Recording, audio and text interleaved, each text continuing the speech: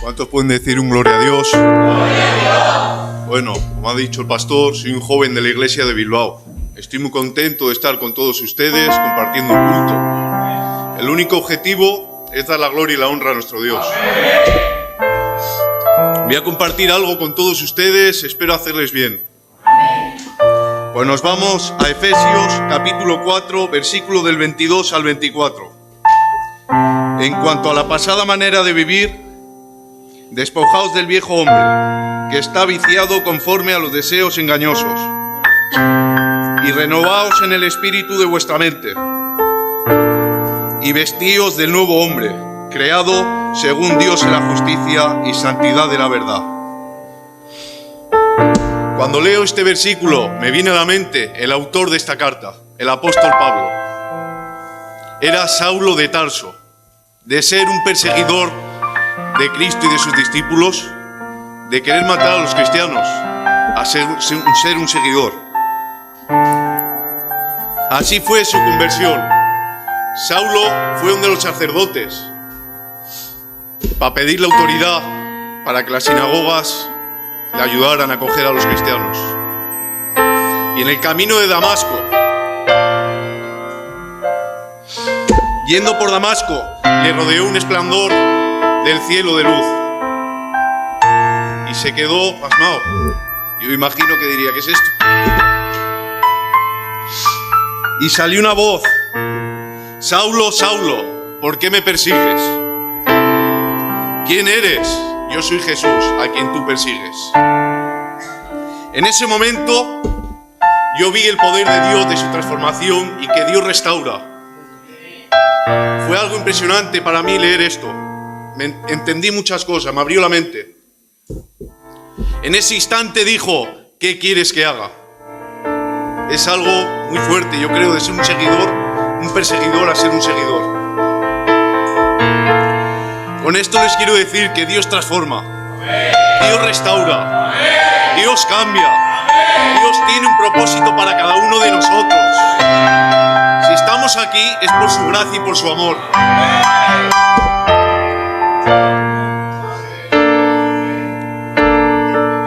Hay un versículo que me viene a la mente, que me demuestra el amor de Dios que tiene a nosotros. Y es corto el versículo. Jesús lloró. Eso sale en la muerte de Lázaro. Él sabe lo que va a pasar en el futuro. Sabiendo esto, al ver a los familiares, las hermanas llorando, él sabía que lo iba a resucitar. Lloró, se conmovió. No sé qué pasaba ahí, el amor de Dios que tiene con nosotros. Y dije: pero Señor, si tú sabías que lo ibas a resucitar, ¿por qué lloras? Y me vino esto a la mente: porque yo os amo. Os amo demasiado. Él habitó entre nosotros. Siendo Dios, se hizo hombre. Wow. Siendo rico, se hizo pobre. Habitó entre todos nosotros. Sanó enfermos, liberó poseídos. Esto es algo. A mí me conmueve leer esto y decirlo por mi boca. Que Dios nos ama tanto. Que estuvo entre nosotros. Aún así le crucificaron porque estaba escrito. Mientras le crucificaban, antes en el juicio, en la sinagoga, le estaban diciendo de todo, pegándole, insultándole. Y yo me imagino esta escena. Merece la pena, porque yo los amo. Escrito está y es por ellos. Gracias a Dios que lo tenemos a Él. Él puso su mano en el madero. No le tuvieron que sujetar. Él puso su mano. Su sangre perdona los pecados. Te arrepientes de corazón. Eres santo y vives con Él y vas a estar en comunión diaria con Él siempre. Esto es lo que sentía de compartir con todos ustedes. Dios nos ama. Dios les ama, iglesia. Dios les bendiga mucho.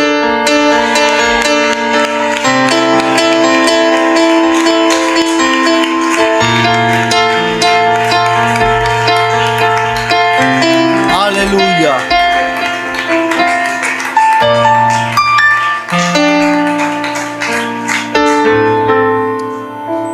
Gloria a Dios.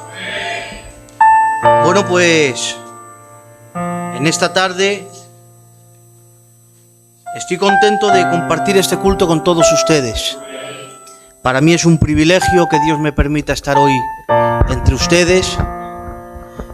Y por la gracia de Dios, soy candidato local. Esto no lo digo para que me apoyen, sino lo digo porque si ven que me trabo, para que vean que estoy empezando, ¿vale? Tener un poquito de misericordia. Bueno, pues me llamo Abraham y por la gracia de Dios llevo ya un tiempo sirviendo al Señor y es algo que amo. No solamente el servir a Dios, sino al Dios que sirvo. Él es mi pasión, Él es mi locura, Él es todo para mí. Amén.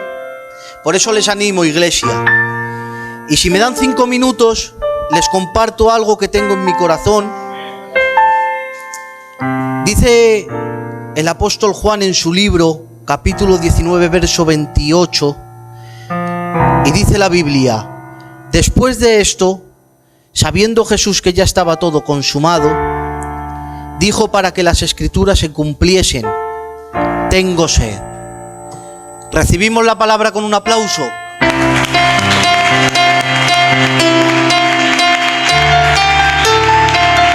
Aleluya, aleluya, aleluya. Bien, pues para entrarles en contexto a este texto, el apóstol Juan, cuando escribió su libro, este libro lo escribió 100 años después de la muerte de nuestro Señor Jesucristo. Escribió el apóstol Pablo sus cartas, escribieron muchos sus cartas, y el último que escribió esta carta del Evangelio de Juan fue el apóstol Juan, 100 años después de este suceso. ¿Por qué escribió esta carta el apóstol Juan? Para declarar que en ese tiempo había un nuevo concepto de filósofos que se levantaron en aquel tiempo llamado el gnosticismo.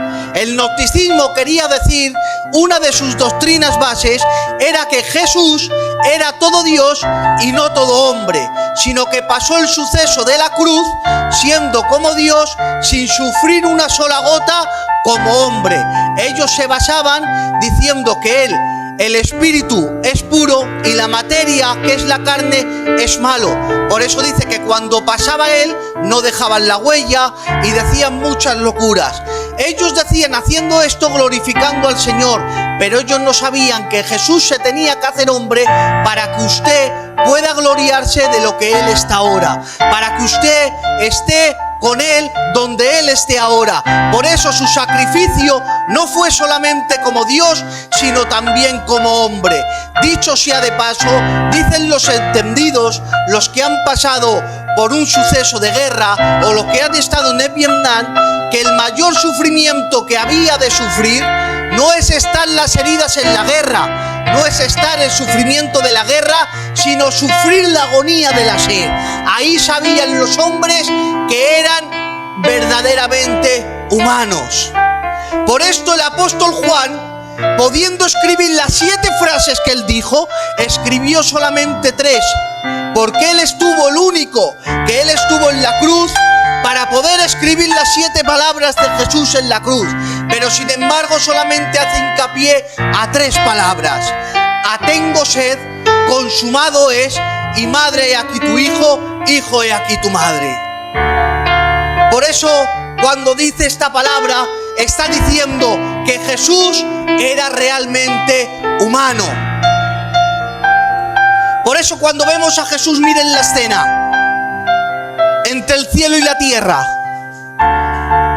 estando Jesús crucificado, como decía mi hermano Ángel, dejándose clavar en sus manos, en sus pies, en su frente una corona de espinas, y de repente empieza a decir: tengo sed, tengo sed. Y no lo entiendo, hermanos. Aquel que tiene el suministro para dar agua de vida eterna a todo el mundo, aquel que tiene la autoridad para dar agua a todo el mundo, aquel que le dice al pueblo de Israel, a todos los sedientos, que se acerquen a las aguas, vengan a mí, beban. Aquel que le dice a la samaritana: samaritana, de tu interior correrán ríos de agua de vida. Ahora empieza a decir: tengo sed. No lo entiendo. Y es que como Dios tenía la facultad de dar el suministro de agua a todo el mundo, pero es que como hombre tenía la autoridad de decir: tengo sed. En esta tarde, iglesia, en esta tarde, que no se aparte este vocabulario de nosotros. En cada mañana, cuando vayamos a nuestro trabajo, en cada amanecer, le digamos de rodillas al Señor: tengo sed de ti, oh Dios. En cada anochecer, cuando vayamos a nuestra habitación, tengo sed de ti, porque es que nuestra sed no depende de cosas materiales, sino que depende de Él. Aleluya. Cuando Dios creó a Adán, lo creó perfecto. En cada respirar dijo: tengo sed de ti, Señor. El Señor ha puesto en nosotros una sed innata, para que nosotros vayamos sedientos a la fuente inagotable que se encuentra en la cruz del Calvario. Hay gente que está sediento de riquezas, y cuando tienen esas riquezas siguen siendo insatisfechos. Hay gente que tiene sed de venganza, y cuando tiene la venganza siguen satisfechos. Hay gente que tiene sed de poder, y cuando tienen el poder siguen siendo insatisfechos. Pero hay de aquel que va sediento a la cruz del Calvario. Hay de aquel que va sediento a Jesucristo.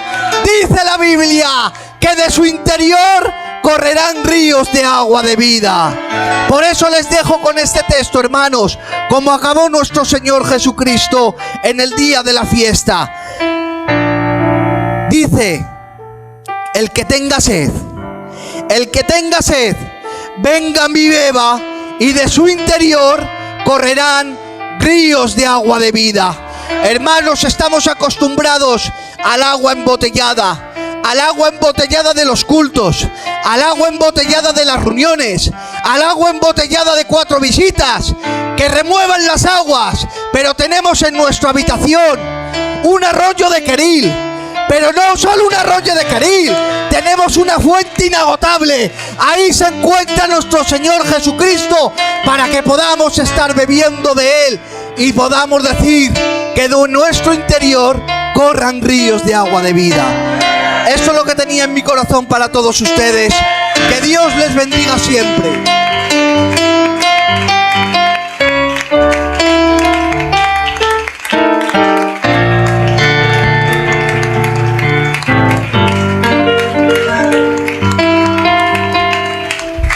Amén, gloria al nombre del Señor.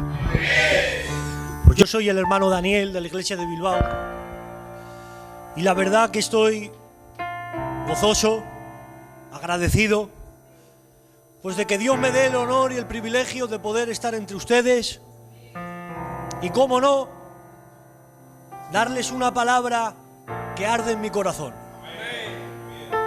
Yo siempre digo que no es lo mismo un predicador a un buen predicador, porque el predicador dice algo, pero el buen predicador tiene algo que decir. Y con toda sencillez del mundo tengo algo que decirles de parte de Dios para esta preciosa iglesia, en el nombre de Jesús. Voy a estar poquito tiempo y me gustaría hablar, porque tengo un sentimiento de hace mucho tiempo. Cuando veo a una persona, estoy llevando a los jóvenes, y cuando veo una persona que ha sido engañado o engañada por el enemigo, se levanta una barrera entre ese hombre y Dios. Lo vemos reflejado en la Biblia cuando Dios habla a Israel y le dice: vuestros pecados han hecho muro entre vosotros y yo. Y yo lo paso muy mal, porque el enemigo toma ventaja de aquellas personas que cometen errores, deslices, tropiezos, de tal manera que les deja vivir de la misma manera, pero escondidos de la presencia de Dios. Y queridos hermanos, el poco conocimiento o un conocimiento nublado de lo que Dios es nos puede hacer esperar cosas de Dios que jamás lleguen, porque son contrarios a lo que Dios es. ¿Qué nos estás diciendo? Dice el apóstol Pablo, si vivimos con Él, también, si morimos por Él, también viviremos. Si sufrimos, también reinaremos. Dice, si le niegas, Él también te negará. Pero miren qué palabra dice, pero si fuésemos infieles, Él permanece fiel, porque Él no puede negarse a sí mismo. Puede que haya personas que debido a sus fallos, a sus errores, a su mal comportamiento, a su desprecio hacia la persona de nuestro Señor Jesucristo, que esté pensando que Dios le va a dejar de amar, o que Dios ha tirado la toalla por él, o que Dios se está cansando de tantas y tantas caídas que podemos tener. Pero déjenme decirle, Dios nunca nos tratará de esa manera, porque Él no puede negarse a sí mismo. El amor de Dios es tan grande que sobrepasa mi mal comportamiento. Aunque mi amor se enfríe, aunque mi comportamiento mengue, el amor de Dios sigue intenso de la misma manera que siempre. No cambiará, no mudará, no se rebajará ni crecerá, pues es un amor eterno e incondicional. Desde siempre Dios le ha amado y jamás le dejará de amar. Podemos entender entonces que nuestro conocimiento de Dios tiene que ser claro para que el enemigo no gane ventaja y nos diga, Dios ya no te va a perdonar. ¿Cómo te va a amar Dios si mira lo que haces, si mira cómo hablas, si mira quién eres?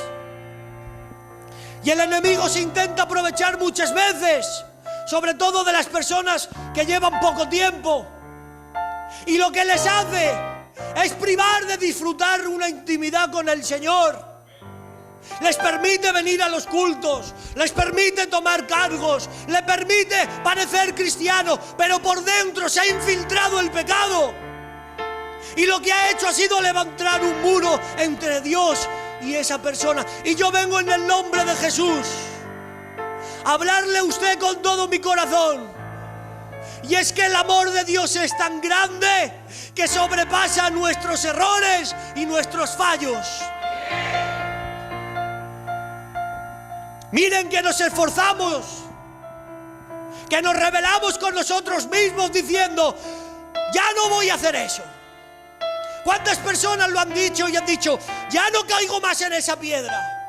O ya dejaré de hacer eso mañana. Nos rebelamos, pero miren Pablo cómo refleja este comportamiento. Y dice, porque lo que hago no lo entiendo. Si es que no entiendo por qué lo hago, porque el bien que quiero hacer no hago, sino hago lo que aborrezco. ¿Y quién se puede librar, queridos hermanos, de tener errores y fallos con este cuerpo de carne y con esta naturaleza? ¿Quién se puede librar con tanta debilidad?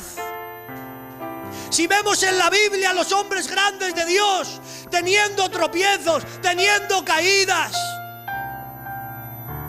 Pero el problema no está en que nos podemos caer.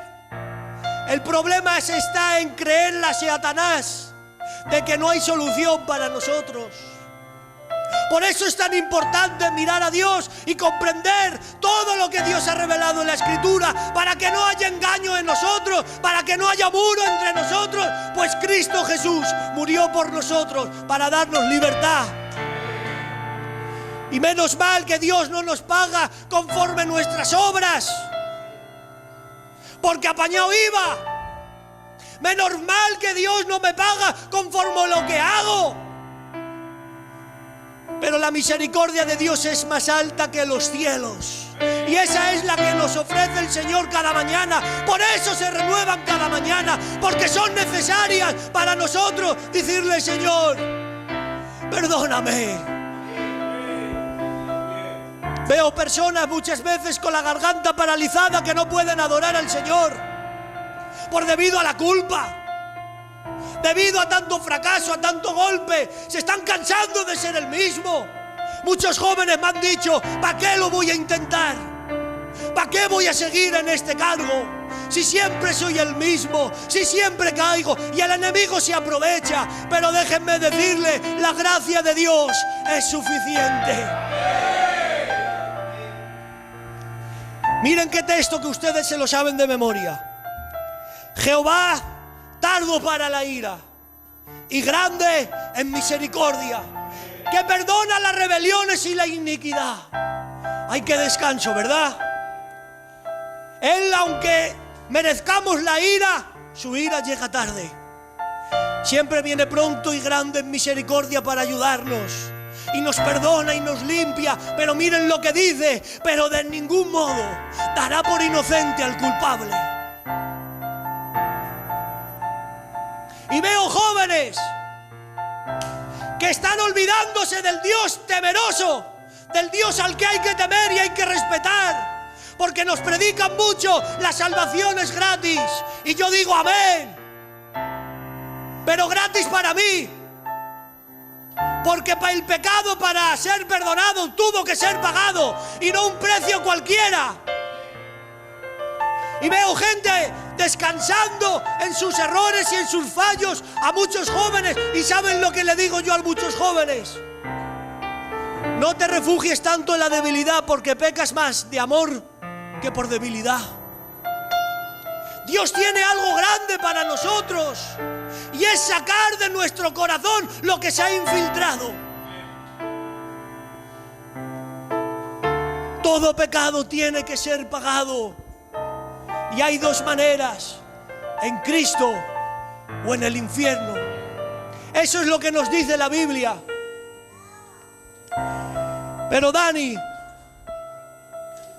que llevamos mucho tiempo en el culto,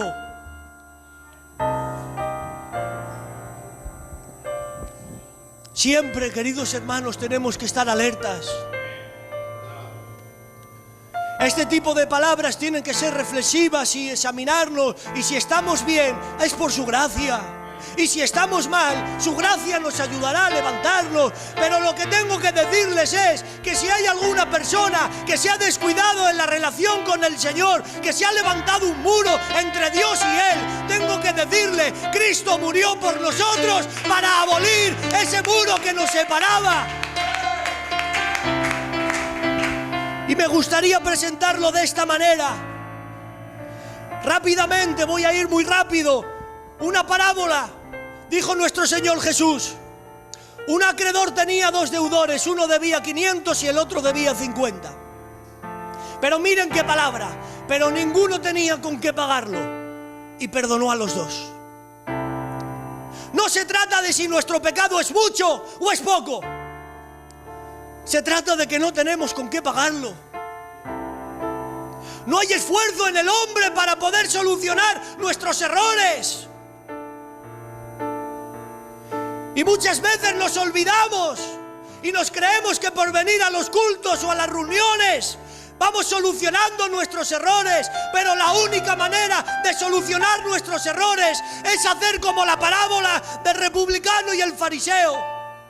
Que el fariseo oraba consigo mismo: gracias porque oro, gracias porque ayuno y porque no soy como este republicano. Pero dice la Biblia que este hombre tuvo una actitud muy buena, y es que no se atrevía ni a acercarse puesto de rodillas, no miraba ni al cielo, se golpeaba su pecho y decía: paga tú el precio de mi pecado. Es tan difícil muchas veces dejarnos ayudar por Dios, que el hijo pródigo tuvo un buen sentimiento cuando dijo: entre cerdos y algarrobas, llegó a decir, volviendo en sí: me levantaré y diré: Padre, he pecado contra el cielo y contra ti, no soy digno de ser llamado tu hijo. Y yo digo: ¡qué bien! Que donde te encuentras reconoces tu error. ¡Qué bien! Que entre tu peor situación dices: me arrepiento, iré a la casa de mi padre. Pero hay una palabra que ya me quita lo que estoy hablando, y es el orgullo. Porque no se acaba ahí, dice: le diré: hazme como uno de tus jornaleros. Le estaba diciendo: he fracasado, he pecado, no soy digno, pero trabajaré por mi propio pan. Y esa actitud es la que nos priva de disfrutar de la gracia de Dios, porque la gracia de Dios no se puede conseguir. El perdón no se gana, joven, se recibe con las manos vacías.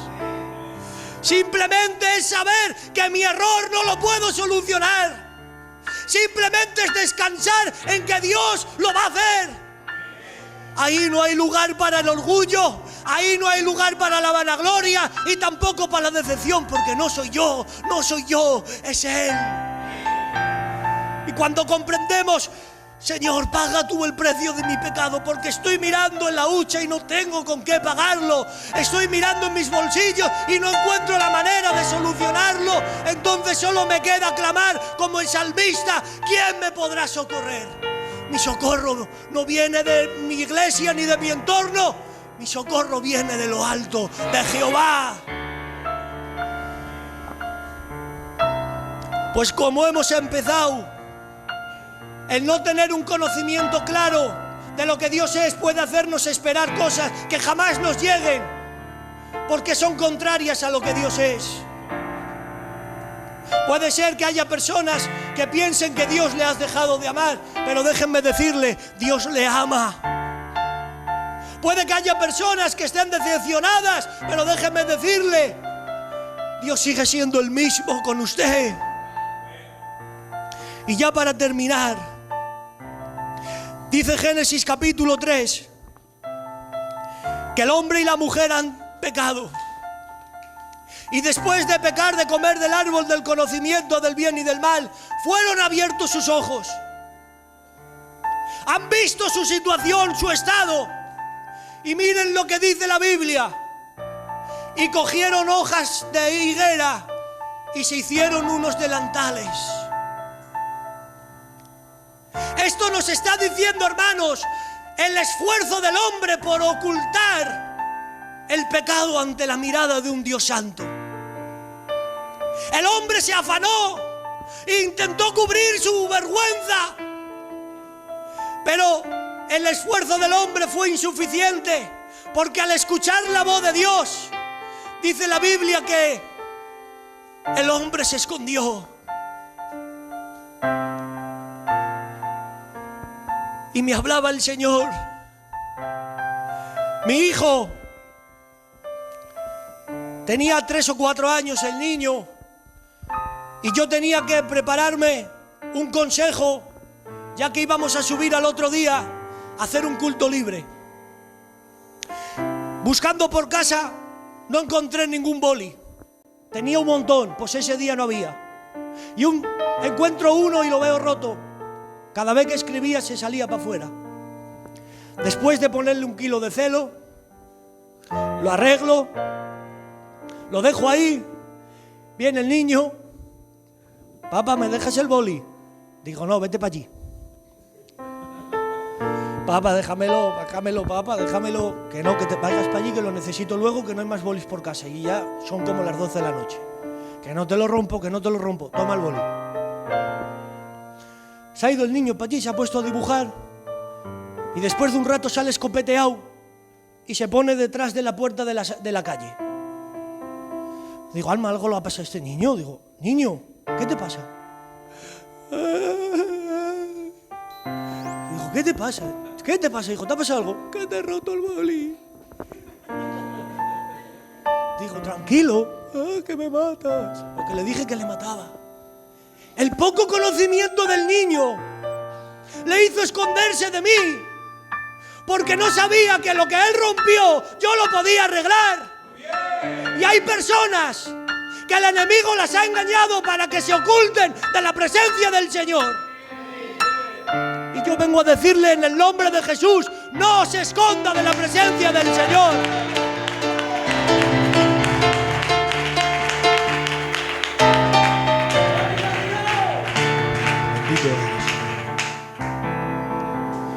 Pues el hombre se escondió porque su esfuerzo fue incapaz de cubrir su pecado.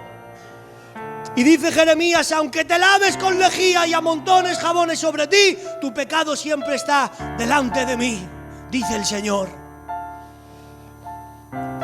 Para acabar, nos dice el capítulo 3 de Génesis de qué manera el hombre iba a ser cubierto su pecado.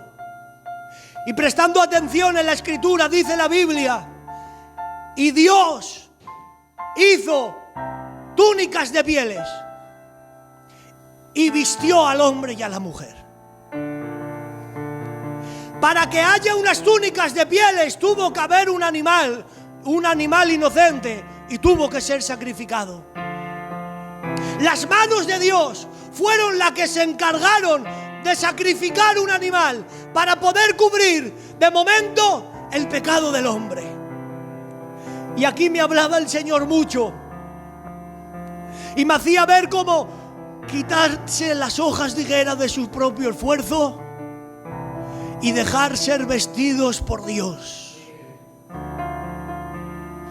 Cuando Abraham fue a sacrificar a su hijo, dice la Biblia que levantando el cuchillo le dijo Dios: detente, mira atrás, hay un carnero enredado entre las zarzas, sacrifícalo. Y dice la Biblia, y lo sacrificó. Pero ha pasado el tiempo y Juan Bautista ha visto a Jesucristo, y cuando lo ha visto le ha dicho: tú eres aquel animal que va a cubrir nuestros pecados. Tú eres el Cordero de Dios que quita el pecado del mundo. Y por ir muy rápido, este hombre, nuestro Señor Jesucristo, ha subido al monte Gólgota. Y cuando iba a ser sacrificado, no había nadie para sustituirle, porque era necesario que el Hijo del Hombre fuese levantado para que todos que crean en Él no se pierdan, mas tengan la vida eterna. ¿Qué quiero decirles? Que es tan difícil muchas veces el dejarse vestirse por Dios. Es tan difícil muchas veces perder de mi orgullo y decir no tengo nada, ni valgo nada, que muchas veces tenemos que recordar este tipo de mensajes, porque somos aquí hijos e hijas de Dios, pero con fallos, con errores, con torpezas, con desprecios, nos aclimatamos muchas veces y es muy fácil ocultarnos de la presencia del Señor. Pero vengo a decirle en el nombre de Jesús, el pecado no se gana, se recibe con las manos vacías. Esto es lo que tenía en mi corazón. Simplemente recordarles de qué manera Dios nos ha perdonado, de qué manera Dios sacrificó a su Hijo, porque era necesario pagar ese precio para poder perdonarnos y poder vestirnos de nuestro Señor Jesucristo. Que Dios les bendiga mucho. Un placer estar entre ustedes.